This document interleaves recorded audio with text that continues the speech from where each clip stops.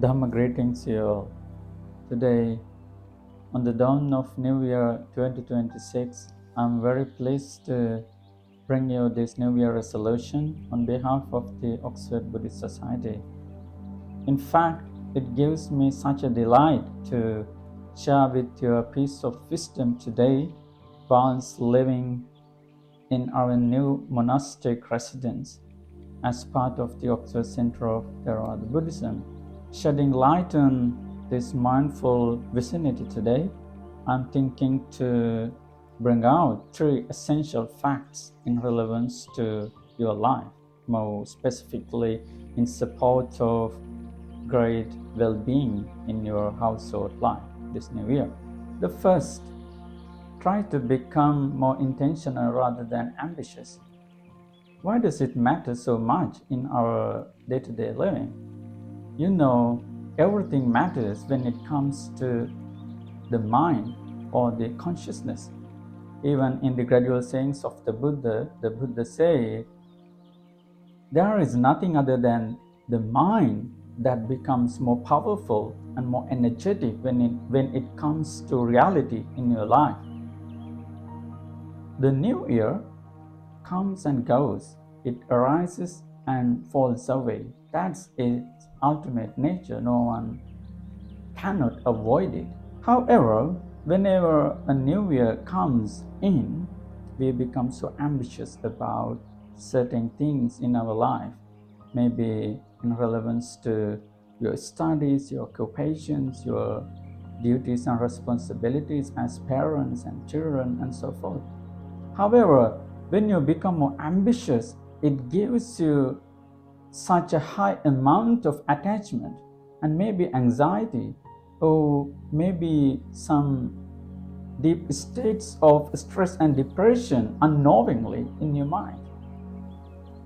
Conversely, if you can become more intentional with the sense of more awareness and mindfulness, you can become more relaxed and more calming and more peaceful in your New Year's life actually. So if you are able to understand this subtle nature of becoming ambitious and becoming intentional, I think that would be more helpful in your life today and days to come, of course. The second, it is try to be more mindful and be more alert. Why it matters in our life? You know, though we are living in our life, we are really knowing whether I am really living on this earth, in this planet. Sometimes we feel we are out of the planet due to the reason that we have a very lack of understanding of our lives, because we haven't developed the degrees of concentration and mindfulness in our life. In the gradual sayings of the Buddha himself advised us, Ida bhikkhave sutava arya savako satima hoti aparena satima pekkena samannagato hoti. When you become more mindful, that helps you gain more subtle reflections on your life. If you really look around you and the world is struggling. It's collapsing in multiple ways. The reason is that the world hasn't got enough and perfect understanding of the values and the stark realities of life. The ultimate reason to that is lack of awareness and mindfulness. For this reason, I would say just try to be more alert. What's going on, what's happening in your life right now. Third, compassion with the community. If you look back the past years and over the several past years in your life, maybe you can recall many people who were really helpful to achieve your goals so far, and at the same time some nasty and ignorant people who really hated you and made many obstacles on your way to where you are right now. However, do not discriminate and do not make them separate. You can take it as for granted to learn and grow. Take them as opportunities to practice more compassion. That means universal compassion and loving kindness towards all sentient beings and non-sentient creatures near and far. So this new year, you can be determined not to discriminate anything.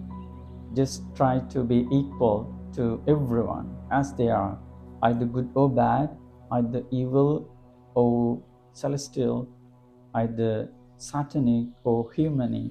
Just don't care. Just do care your common and more universal sense of loving friendliness towards anything and everyone, because I think that gives you deep pleasure and enjoyment within your life. All in all, I told you three things. The first, become intentional rather than ambitious. Second, be alert on your life and be more cautious and diligent in your day-to-day activities. Third, be compassionate and spread your loving friendliness towards the whole community without any particular consideration, the sympathetic joy that it means. So all in all, today, representing the Oxford Buddhist Society and our new Sangha residence here at Oxford Center of Theravada Buddhism, I wish you all good fortune, health and spirits with the blessings of the Noble Triple Gem, Buddha, Dhamma and Sangha. May you remain safe, healthy, well and happy, and finally attain the supreme bliss of Nibbana. Sadhu, sadhu, sadhu.